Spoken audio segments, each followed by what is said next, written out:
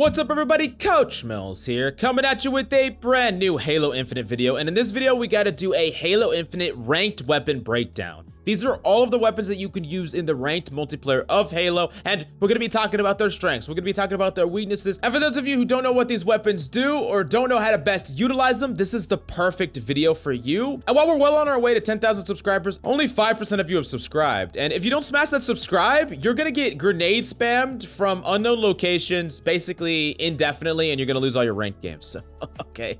All joking aside, I would really love it if you could support the channel, and the best way to do that and stay up to date with tons of in-depth guides and news is by smashing that subscribe. But without further ado, let's jump into the video. Now, the first weapon that we gotta talk about is the weapon you spawn with, the coveted battle rifle. Good, reliable, and incredibly consistent. Now, this 3-round burst rifle is gonna be the default spawning weapon in every single ranked mode, and as such, you're gonna need to master it as quickly as possible. Now, while headshots don't add any amplifying damage while the enemy has shields, once the enemy shield is broken, the battle rifle will one-shot headshot any Spartan, meaning that the battle rifle is going to allow you to confirm kills a lot easier than other weapons because that 3-round burst headed level is going to typically finish off a Spartan very easily. Now, what this also means is a lot of times it's going to be best for you to increase your accuracy by aiming center mass in your early shots of the battle rifle and then focusing on the head in the later bursts. Now, this could change depending on the focus fire between you and your teammate, but from an individual basis, the center of mass is going to be a much easier target and it's going to do the same amount of damage until the shields are broken. So center mass, then headshot. It's kind of interesting how Halo BR tactics is similar to military or police training, which is 2 in the body, 1 in the head. So it's basically focus the body because it's the center of mass and then finish them off in the head. Very similar concept here. Now, the difference that you need to understand is that the battle rifle will break the shields with 3.5 bursts, and if you hit every single burst in the enemy and then the last bullet in the head, you're going to be able to finish off an enemy with a perfect, which means you're going to kill them as quickly as possible with only 4 bursts. In addition to that, 2 full bursts in the body plus the melee will straight up kill an enemy even before their shields is broken, so definitely keep that in mind. Now, next up, we gotta talk about the MA40 AR. Now, this is gonna be a spray gun that is gonna be effective from mid to close ranges, and it honestly can bust shields pretty quickly. Now, if I would have to say that the gun has 2 big weaknesses, I would say 1, the gun is only effective from that mid to close range, and it's gonna be beat by weapons like the BR from that mid to far ranges, and it's also going to be a weapon where you have to be peeking the enemy for the entire time you're doing damage. Unlike something like the battle rifle, where you can peek out, deal damage, and then peek back behind cover, the AR needs a constant stream of tracking. Not only is it more difficult to control your spray onto a target for long periods of time, you also expose yourself for longer time in general. Also, unlike almost every other bullet-based weapon, this doesn't one-tap in the head with no armor. Now, this weapon is going to be a little bit weaker in ranked play versus just the general mode of the game. That being said, the AR is a decent secondary option if you find nothing else. However, there's a lot of competition as good secondaries in that secondary slot, but we're going to break that down in a second.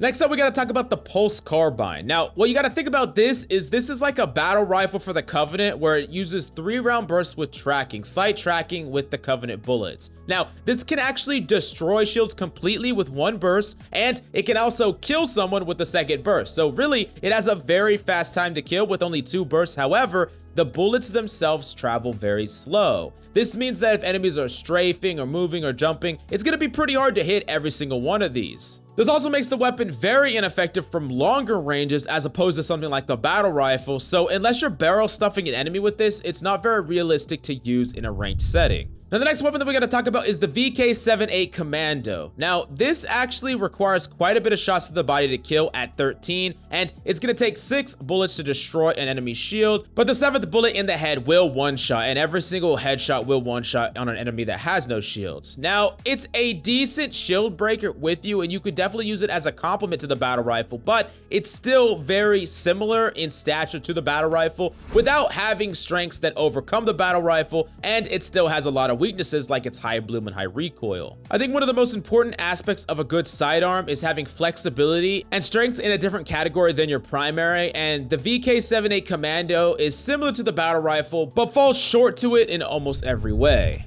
Next up, we do gotta talk about the sidearm. The sidearm has bloom, so it's gonna be something that if you fire consistently, it's going to be a little bit harder to spam and be accurate with. Now, it will 4-tap kill to the body and break shields very quickly, and it will 1-tap to the head as well. Now, the sidearm is an interesting weapon because it will be able to one-shot from further ranges with that first bullet before the bloom kicks in, and from close range, it does have a pretty rapid rate of fire. I think it's a decent option for a finisher when you run out of ammo with your BR in a clutch scenario. Next up, we do gotta talk about the plasma pistol, an incredibly powerful Covenant weapon that you can charge up and it tracks and will break shields. Now, using the primary fire on flesh is gonna do almost no damage, so you're gonna be wanting to use this to break someone's shield, switch to your primary weapon, your battle rifle, and finish them off with a headshot. Now, the great part about the plasma pistol is a fully charged plasma shot will break even overshield, which is incredibly powerful because oftentimes enemies that have the overshield warp the entire team fight around them, and plasma pistol can just shut that down very easily. On top of that, you have the flexibility of being able to charge a plasma pistol, hit someone and melee them just to kill them very easily.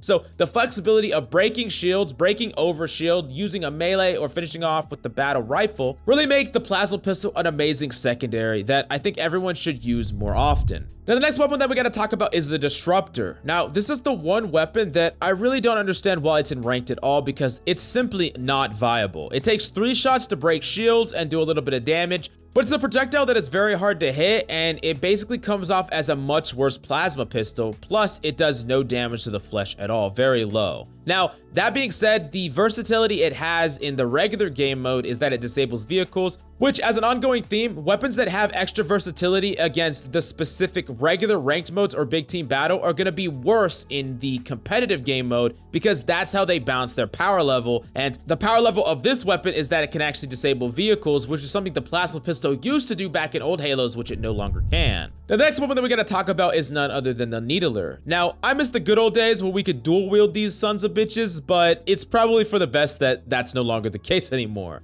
Now, the Needler is going to be a weapon that slightly tracks, and if 12 plus needles hit a target, they're gonna explode. Now, one of the big problems with the Needler is that you need a critical mass to truly finish off an enemy, and oftentimes, especially when you climb higher, focus fire is gonna be your best friend rather than having a weapon that relies on you and you alone. Not to mention, while yes, in a straight up fight with an enemy, most likely you're gonna win in open space, they're gonna be able to dodge a lot of the Needlers a lot easier than regular fire by dipping around natural cover. They can jiggle out and burst you and run away. And the Needler overall is a weapon a little bit too weak to see consistent play in ranked. Now, the next weapon that we gotta talk about is the Covenant Shock Rifle. Now, this is a Covenant sniper rifle that is gonna be able to one-shot headshot. However, it's not as effective at hurting to the body in comparison to the regular human sniper rifle. This means that it's actually gonna take 3 body shots to kill an enemy as opposed to 2. But if you hit a target, it's actually gonna deal damage nearby to their allies, which could add up and adds a little bit of versatility to the weapon. Now, in the regular game mode, it's gonna be able to disable vehicles, but that is not a useful tool for ranked mode. But the shock rifle does offer enough versatility that if you are a headshot machine, it might even be better for you than the regular sniper rifle. And next up, we gotta talk about the Stalker Rifle, which is technically still a long-range weapon that has 2 levels of zoom, a large mag, however, it's not gonna be able to one-tap, so unlike the other sniper rifles, that flexibility is gone there. This means that this weapon is actually a little bit difficult to use versus enemy BRs because it's gonna be able to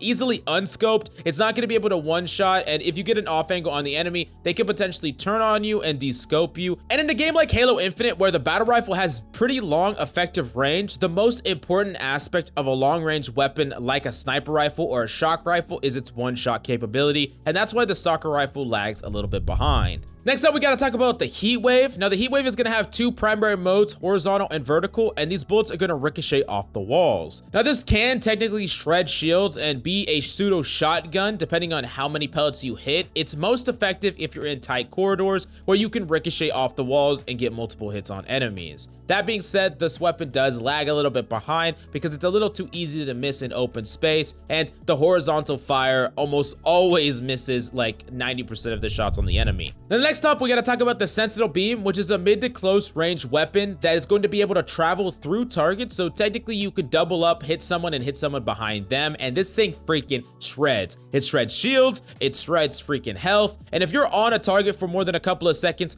you will absolutely roll them. Now, that being said, I think that this weapon works best if you have something like the thrusters, so you could potentially chase an enemy or beam someone and run away. Very powerful weapon, but the recoil can be a little bit difficult for some to get used to. It's just a straight up very high recoil, so if you pull down ample amounts, you're going to be able to control it really easily, and I think that this weapon is actually silently very good in ranked. Now, the next weapon that we got to talk about is the Mauler. Now, this isn't a tier list. We're going to be doing one of those later and periodically as things get buffed and nerfed, but if I had to put Mauler in a tier, it would be the fucking bullshit tier, okay? But all joking aside, the Mauler is one of the most powerful sidearms in the entire game because not only do you have a stronger melee, where you're gonna be able to melee for more overall damage, you're gonna be able to one-tap with this in the body and melee to instantly kill an enemy, and it's fairly easy to do. This means that if you have a BR Mauler setup, you have a very effective mid to long range weapon, and then the Mauler for close range engagements that can just straight up kill people who are lacking by one-tapping them. This is a very powerful weapon and not something to be slept on, but keep in mind from the very long ranges, it is a projectile that will have quite a bit of fall off, but realistically, you should probably not be firing this from long ranges anyways. Now, the next weapon that we gotta talk about is the Bulldog. Now, a lot of people really don't like this shotgun because it's a lot weaker than shotguns in previous games. However, this weapon is very powerful when used correctly. While it can't one-shot no matter how close you are to a target, it can two-shot, and it is effective from mid-ranges. It has a large mag and a fast fire rate. The best way to use the Bulldog is by jiggle peeking corners, getting a shot off, and then jiggle back behind cover before enemies can return fire on you. Unlike other weapons that need constant line of sight, the Bulldog can do damage in bursts, meaning that if enemy want to chase you, you can easily kite away from them by slicing the pie of the corner backwards while hitting shots on the enemy or jiggling out and finishing them off. This is amplified even more if you add something like a thruster to your kit. Being able to get a shot off and dash away means that enemies are going to have a much harder time tracking you. You could even shoot them once in open space, dash into a different direction in open space, and enemies, while they're scrambling to try to track you, you're going to be able to get that second shot off and finish them off. I think the Bulldog is a very good secondary, and don't forget, if you hit once in the body and melee, it kills very similarly to the Mauler does. Next up, we do got to talk about the sniper rifle. Now, we did mention the Covenant sniper rifle, but the big benefit to the human sniper rifle is that it's going to break shields once with one shot in the body, meaning that the weapon is far better at close range in comparison to that Covenant weapon. It's also going to be able to one-shot headshot, but the most important thing on the sniper rifle is ammo management. Making sure that you have proper amounts of ammo, and when you kill an enemy and pick up the sniper rifle, take a note of how much ammo they have left. Now, there is going to be slight bloom per shot. If you spam the sniper rifle, your third or fourth shot is going to be a little inaccurate, so keep that in mind, but you can definitely still use the sniper rifle to aim from the hip, and if you get an off angle on the enemy, being able to one-tap them before they descope you is one of the best things that you can do to hard carry games, especially capture the flag and things like that, where just killing a couple enemies in an important team fight is enough to secure at least a single point. Now, next up, we do got to talk about the energy sword. Now, the energy sword is very freaking strong in this game and definitely viable in ranked play and pro play alike. It has a very fast time to kill, of course, because it's instant, and the lunge makes it really travel very far, where you can jump up and still latch onto someone and hit them on the high ground. You can kill multiple enemies before they can kill you back, and it's very, very good against people who panic and throw grenades. Now, one of the big weaknesses to the energy sword, of course, is that it has close effective range, and enemies are often going to completely avoid you if they know you have an energy sword in a close cubby. This is why the weapon is going to play a lot better if you have an objective to defend, because you can bait enemies in and they have to come engage you. But one thing that you should be doing on the energy sword is typically setting up some baits for the enemy, where one ally sprays the enemy and runs away, forces enemies to engage, and you're waiting in the wings to punish enemies